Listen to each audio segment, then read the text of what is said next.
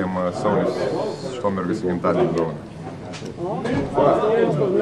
O lengva pergalė, kaip sakote? Ne, nelengva, bet jie stipri komanda, turi daug gerų žaidėjų, bet nežinau, paprasčiausiai žingsnis po žingsnio lipdėm tos taškelius ir gavosi tiek, kad galėjom mėgauti žaidimu.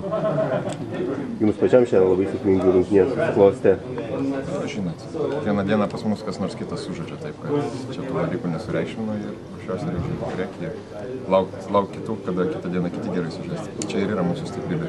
Sprendžiant iš pleistro ant rankos varžovai nagais kabinosi į pergalę?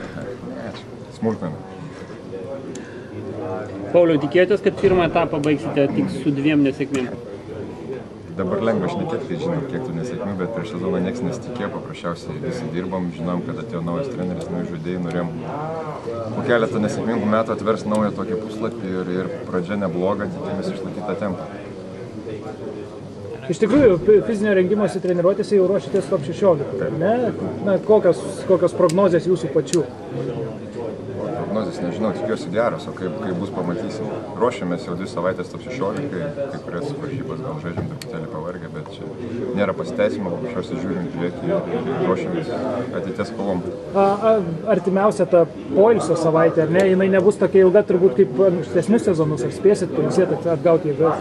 Poilsio mums nebus, nes sekmadienį išskrendam į Rusiją ir keliausim po visą plačią Rusiją, grįžim kitą šeštadienį, taip kad per penktadienį, taip kad turim 2 varžybas, tenai sužaisiu daug kelionių, toks grafikas, ką padarysim.